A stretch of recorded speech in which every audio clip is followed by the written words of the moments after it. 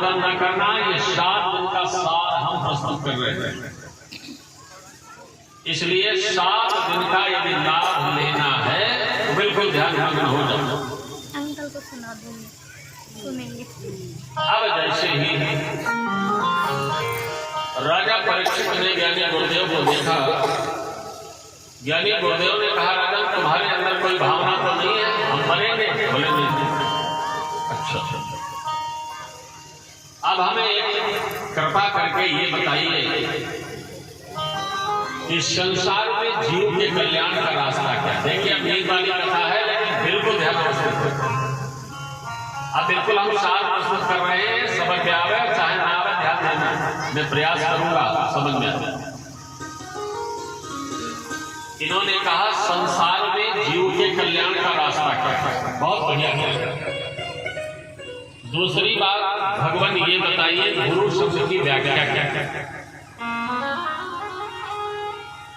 नवयोगियों के चरित्र में वर्णन हुआ है। सबसे पहले तो बताया गया ब्रह्म क्या है, माया क्या है।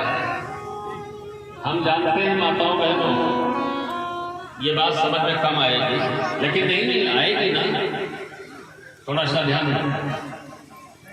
ब्रह्म क्या है, माया क्या है? जहां तक दिख रहा है, जो नेत्रों से दिख रहा है, जहां तक दिख रहा है वही माया। गो गोचर जहां लग मन जाई, और तहां लग माया जान्यू भाई। और इन नेत्रों से जो न दिख के जो आभ्यंतर दृष्टि से जगत दिखे वही ईश्वर का स्वरूप है। रही बात गुरु शब्द की व्याख्या, दत्तात्रेय ने 24 गुरु और किससे क्या शिक्षा ली, जरा ध्यान देना। इन्होंने कितने गुरु बनाए? पृथ्वी, वायु, आकाशो, कपोतो, अंगरा, सिंधु, रवि। इन्होंने पृथ्वी को श्वेत धैर्य की शिक्षा दी, आकाश से एकता, अखंडता, विशालता की शिक्षा ली, जल से स्निग्धता की शिक्षा ली, वायु से समदर्शिता की शिक्षा ली, और इन्होंने कुरंग, मातंग, पतंग, भृंग, मीना, हता, पंच भिरेव पंच, इन्होंने पतिंगा से रूप की शिक्षा ली, इन्होंने हिरण से श्रवण की शिक्षा ली। आसक्ति होती है, जैसे पहलिया बीन बजाता है, ये मंत्र मुग्ध हो जाता है, पहलिया बाण मार देता है, गिर जाता है। अब जैसे ही पहलिया इसके पास पहुंचता है, देखिए आसक्ति होती है, तो पहलिया इससे पूछता है क्या ज्यादा लग रहा है, कहो तो बाण हटा दे।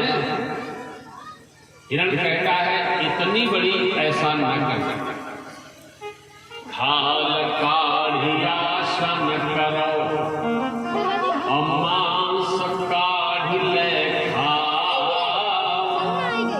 और जब तक घट में प्राण है और तब तक बीन बजाओ। इतनी बड़ी आशा है, तो साधक को यह चाहिए कि इस आसक्ति में ना। पतिंगा के पास रूप का प्रमाद होता है, मछली के पास रस का प्रमाद होता है, भौरे के पास गंध का प्रमाद होता है, हिरण के पास शब्द का प्रमाद होता है, और हाथी के पास स्पर्श का प्रमाद होता है। एक एक प्रमाद वाले का हाथ यह है, प्राणों से हाथ धोने पड़ते हैं, और मानव में ये पांचों प्रमाद इकट्ठे हैं। तो साधक को ये चाहिए कि प्रमादों के वशीभूत न हो। इन्होंने बालक से शिक्षा ली, बालक के पास में मान सम्मान का ज्ञान नहीं होता। इन्होंने कुंवारी कन्या से क्या शिक्षा ली? कुंवारी कन्या घर में बैठी, इसके ससुराल पक्ष के लोग इसे देखने के लिए आ गए। घर में माता पिता नहीं थे, सोचा क्या खिला दूं, धान तो रखा है पर चावल नहीं है, दूध भी है, शक्कर है। कन्या धान पूछने लगी, जल्दी से चावल निकालूं, खीर बना लूं, स्वागत कर दे।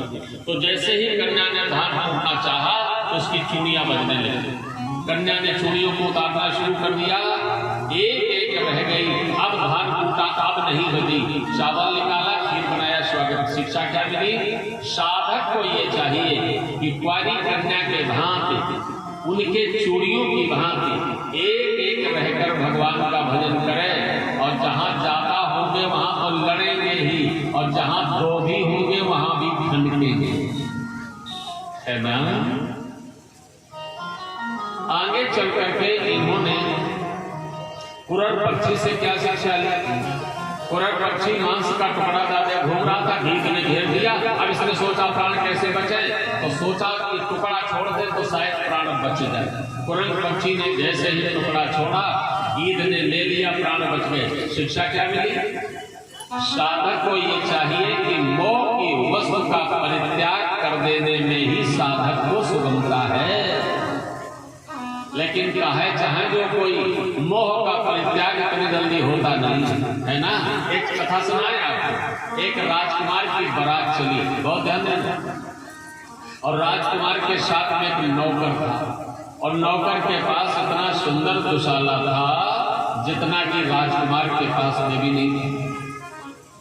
लोगों ने कहा है भैया, बोले क्या है? बोले ये दुशाला राजकुमार को दे दो, और सवेरे जब विवाह हो जाए तो ले लेंगे। और नौकर दुशाले को प्राणों से भी ज्यादा चाहता है। जैसे ही जनवासे में बारात गई, लोगों ने कहा राजकुमार बहुत अच्छा है, नौकर से रहा न गया। उसने कहा भैया दुशाला हमारा। दो चार डंडे लगाए गए दुष्ट के। तो दुशाला संबंधी बात क्यों करता है? बोले भैया आप नहीं करेंगे। बोले रात भर की बात है, ऐसे बने रहो जैसे दुशाला इन्हीं का है। बोले आप नहीं बोले। अब दूसरा ग्रुप जैसे ही लड़का देखने के लिए आया, लोगों ने कहा राजकुमार बहुत अच्छा है, पर नौकर से रहा न गया। नौकर ने कहा भैया दुशाला भी इन्हीं का है। लोगों ने फिर दो चार तमाचे लगाए, दुष्ट कहीं। लोग लड़का देखते हैं तो उसमें दुशाला क्यों कम से कम, दुशाला संबंधी बात नहीं करेगा। बोले आप बिल्कुल नहीं करेंगे। तीसरा ग्रुप लड़का देखने के लिए आया, कहा भाई राजकुमार बहुत अच्छा है, नौकर से रहा न गया। इसने कहा दुशाला संबंधी हम बात नहीं करते।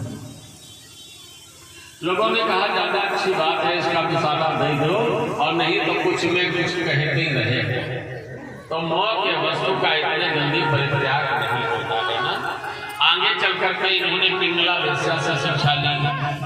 पिंगला वेश्या अपने शरीर श्रृंगार करके धनिकों के तलाश में बैठी रही। जब कोई धनिक इसे नहीं मिला तो ये रात्रि के समय में बिस्तर पर जाकर गिर गई, और इसने गीत गाया। क्या गाया? संतम समीपम रमणमति प्रदम नेत्रम इमं काममिदं विहाय। आज मैंने संसार के लोगों से जितना प्रेम किया है, यदि इतना मैंने संतों से प्रेम किया होता तो जीवन का कल्याण हो गया। ये बहुत बड़ी वैराग्य वेश्या हुई ना। अब आपको हम उस तथ्य पर लिए चलते हैं। हृदय दर्पणवत है, जैसा आप किसी के प्रति देखेंगे वैसा आपके प्रति देखेगा। एक लड़का जैसे ही ससुराल के लिए चला, अब लड़का बड़ा कंजूस था थोड़ा। देखा हमारे दो साले हैं, क्या ले लें, पेड़ा तो बहुत महंगे हैं, बर्फी तो उससे भी महंगी है, क्या ले लें। इसने सोचा जाने हमारे साले पेड़ा खाएं जाने ना खाएं, बर्फी खाएं जाने ना खाएं। तो इन्होंने क्या किया कि एक गड्ढे गन्ने काटे और कहा सबकी जड़ यहाँ है, चाहे इससे शक्कर बनवा ले, और चाहे बर्फी बनवा ले, और चाहे गुड़ बनवा ले, और चाहे रस पी ले, और चाहे गन्ने की जूस ले, है ना। जैसे ही ससुराल में डाला, माता जी ने पूछा सास जी ने ये क्या लाए? बोले माता जी हमने सोचा जाने हमारे साले लोग बर्फी खाएं जाने ना खाएं, तो सबकी जड़ लाए। माता जी ने कहा बड़े होशियार हो, बहुत अच्छे बच्चे हो, इसीलिए मैंने अपनी बेटी तुम्हारे साथ की है। अब दो चार दिए होते हैं, और जब चलने लगे तो माता जी ने कहा रुको कल जाओगे, तुम्हारे लिए थोड़ी व्यवस्था कर दें। अब माता जी बाजार पहुंची, टेरी काट के दुकान में पहुंची, जाने हमारे लाला पहने जाने न पहने, पॉलिस्टर क्या पहनेंगे, खादी क्या पहनेंगे। तो माता जी ने 5 किलो कपास खरीदा और कहा सबकी जड़े आए हैं, चाहे टेरी काट बनवा ले और चाहे पॉलिस्टर बनवा ले और चाहे रजाई बना ले, है ना। और जैसे ही अपने दामाद के खोपड़ी पर रखा, माता जी को लगा, बोले बेटा हमने सोचा जाने टेरी काट समझ गया माता जी हमसे भी चालाक निकली, है ना, समझ गया। तो बात तो भी बहुत की, पर जैसा आप भगवान के लिए करेंगे वैसा ही भगवान आपके लिए। बात यह है। अच्छा, अब आपको उस लक्ष्य पर लिए चलते हैं कि हमारे आपके जीवन में शांति कैसे है। बढ़िया प्रश्न। अंतिम भाव है कि हमारे आपके जीवन में शांति कैसे। अब सुन लेंगे।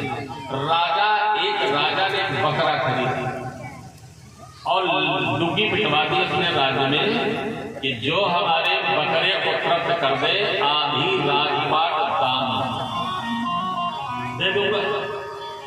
तमाम लकड़ीधारी भैया दौड़े, बकरे को खूब चरावे, हरी हरी घास खिलावे, बढ़िया से व्यवस्था करें। और जैसे राजा के सामने बकरा जाए तो राजा हरी घास डाले, बकरा फिर खा गए। ऐसे जाते कितने चरवाहे भैया जेल में पहुंच गए, बकरा प्राप्त नहीं हो पाए। एक बुढ़े चरवाहे ने कहा हम प्राप्त कर देंगे। राजा ने कहा जेल देखी है? बोले देखी। आखिरी मंजिल है तेरी और अब अकल से काम ले, आ गया तेरा बुढ़ापा अब हरी का नाम। अब बकरा ना प्राप्त करो, बोले हम प्राप्त कर देंगे, तुम्हारे नहीं देंगे। पर ये बुढ़ा चरवाहा था, बड़ा होशियार था। ये जंगल में ले गया, बढ़िया डंडा काटा और एक बार भी घास नहीं डाली और दिन भर मारते ही रहा। इतना मारा बकरे को शिथिल कर दिया और वही घास डालकर प्रैक्टिकल किया। जैसे ही घास की तरफ चले तो फिर मारने लगे। अब वो घास की तरफ देखने नहीं लगे और डंडा साथ में लिया, राजा के पास पहुंचा, कहा सरकार बकरा तृप्त। राजा ने सोचा हमें लगा महीना भरे किसको व्रत पड़े, कहा तृप्त है सरकार। राजा ने हरी हरी घास डाली और चरवाहा कुछ नहीं करता है, बकरे के सामने जाता है, धीरे से डंडा दिखा देता है और बकरा सोचता है दिन भर बड़ी मार खाई है, ऐसा ना हो फिर ये शुभारंभ कर देगा।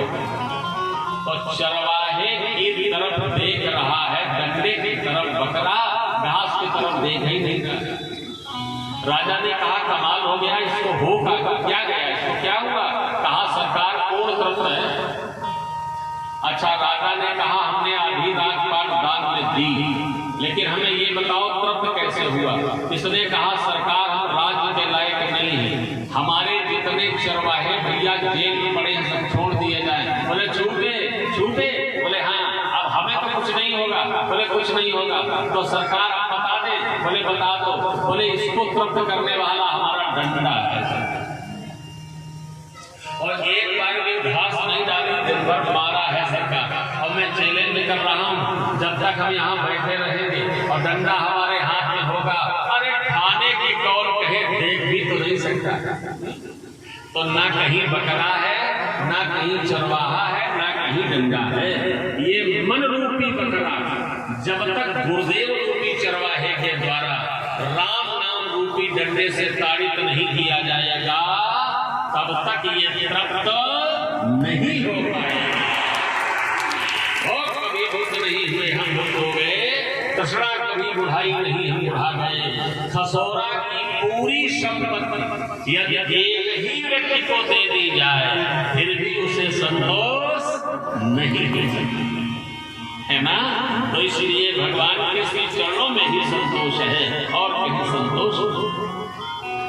राजा परीक्षित मौन हो गए और जैसे मौन हो गए इन्होंने कहा बस ये अंतिम समय है राजन, मैं चलता हूँ। सुखदेव जी की विदाई हुई और जैसे ही ये दृश्य देखा भगवान ने सोचा कि मुझे भी चलना चाहिए। भगवान ने भी अपना बलराम को विशेष संकेत कर दिया। बलराम ने ब्रह्म से अपने प्राणों का भेदन किया। भगवान के पैर में पद्म था, जराधाम के व्याध से बाण लगवा लिया। भगवान यहाँ से धराधाम को छोड़ने लगे और किया और कहा संसार को बता देना उन्हो, ये कोई पुराण, ये पुस्तक नहीं है, तेनेयं वाङ्मयी मूर्ति प्रत्यक्षा वर्तते हरि, ये वाणी रूपी मूर्ति है और प्रत्यक्ष हमारा इसमें निवास है। जो भी कलयुग में इसको श्रवण करेगा, इसका दर्शन करेगा, इसको अपने घर में रखकर प्रसाद चढ़ाएगा, आरती करेगा, तुलसी के दल चढ़ाएगा, वो घर घर नहीं होगा, वो तीर्थ रूप होगा, वहां बसने वाले के पापों का विनाश होगा। ये भागवत पुस्तक नहीं, ये हमारा विग्रह होगा, ये हमारा स्वरूप होगा। ऐसा कहकर भगवान ने परमधाम की यात्रा की। यात्रा करने के पश्चात आज सप्ताह यज्ञ जैसे ही संपन्न हुआ, इतने में सुखदेव जी चले और कहा, राजन सप्ताह श्रवण की ये अंतिम धारा और रही गई श्वास मिलेंगे दोबारा। सप्ताह श्रवण की अंतिम धारा,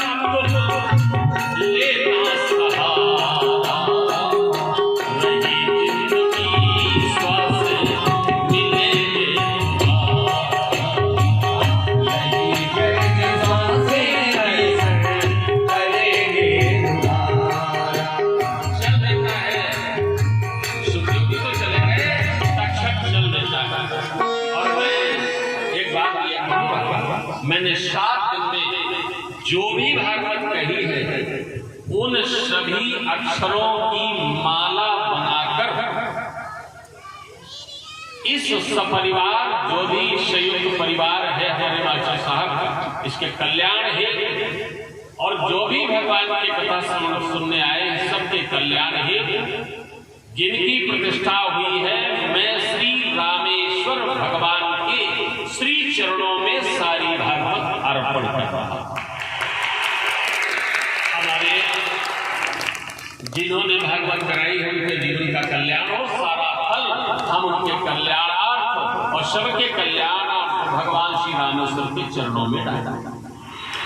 और ये भी जैसे ही तक्षक चल देता है, रास्ते में काश्यप जी मिल गए, बहुत सारा धन बता करके आगे बढ़ गए और बढ़ने के पश्चात जैसे ही परीक्षित जी मौन हो गए, अब क्या था, परीक्षित जी खड़े हो जाओ।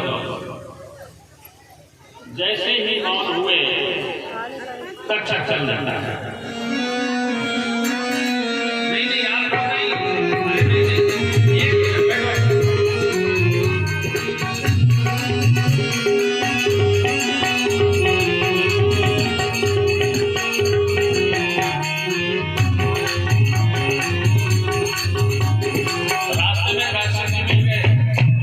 नहीं आप को प्रलोभन देकर वापस कर दिया गया।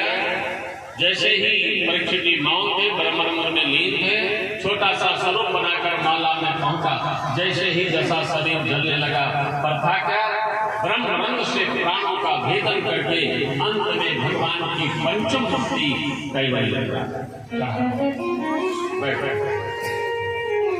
अब मैं आपसे जन्मेजय ने सब शत्रु की विषय सर्पों का हमन कुंड में डाला। आस्तिक जी ने, काश्यप जी ने आकर के सब शब्द बंद कराई और आस्तिक जी ने कहा एक सर्प के लिए नाको सर्प की आहुतियां की, ये बात ठीक नहीं। कोई भी सर्प हो, ओम आस्तिक तिंग नमः कह देना, चला जाएगा। आज ईश्वर परिवार पर आस्तिक जी की आन लगाई जाती है, जन्मेजय का सब शस्त्र बंद हो। अब मैं आपसे एक निवेदन करूंगा, मास्टर साहब की बड़ी कृपा रही, आप लोगों के दर्शन करा दिए। इस जीवन का कोई भरोसा नहीं है, आप सभी लोग मिले, बहुत अच्छा लगा। आपने हमारी छोटी सी सेवा, जिसके हम योग्य भी नहीं है, और छोटी सी सेवा हम लेकर आए। भागवत का हम हजारों अंश भी नहीं जानते, लेकिन फिर भी आपने हमारी सेवा स्वीकार की। मैं बहुत बहुत आभारी हूँ, बहुत बहुत आभार व्यक्त करता हूँ। लेकिन एक बात और कहूँगा, यदि 7 दिन के कथित विषय में कोई किसी के पैर दाबे और उसकी थकान दूर न हो तो उसका सेवा करना व्यर्थ है।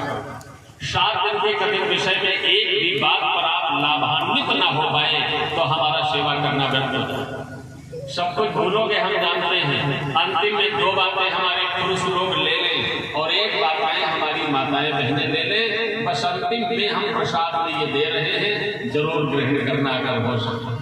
वो क्या है, हमारी माताएं बहनें अगर सब कुछ भूल जाए तो एक बात जरूर याद रखें, एक ही धर्म एक व्रत नेमा, काय वचन मन पति पद प्रेम, सदैव उनका कल्याण है।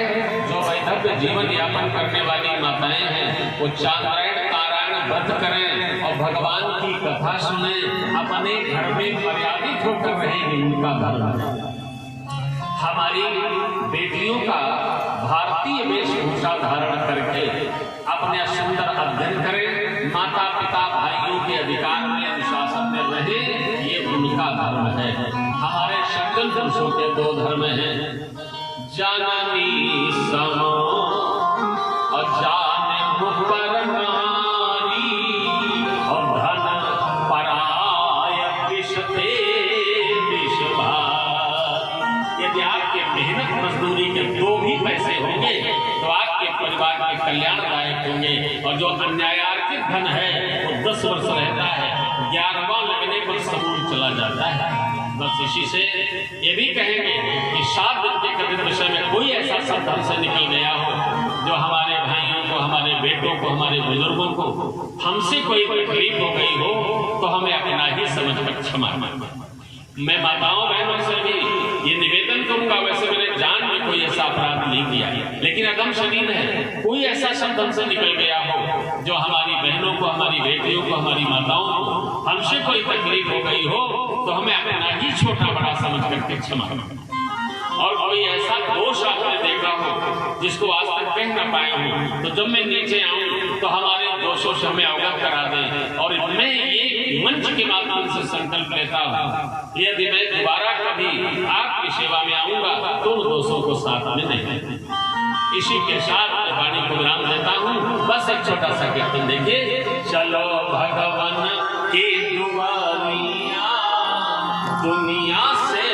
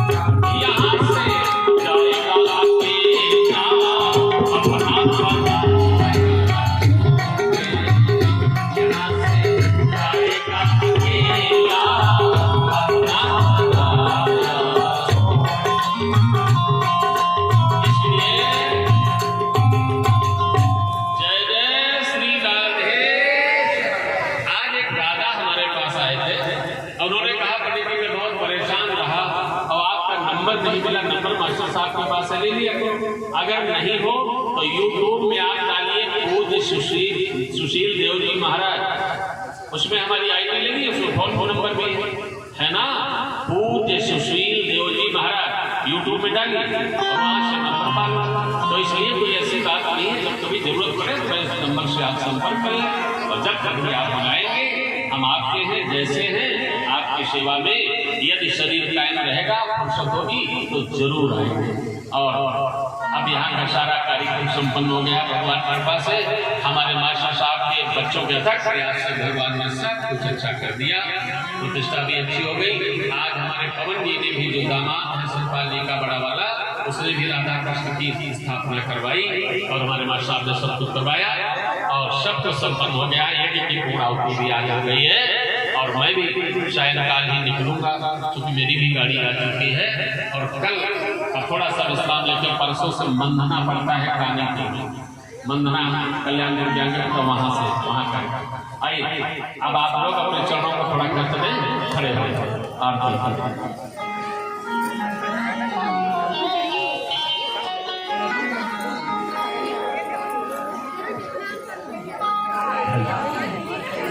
श्री राम श्री राम श्री राम।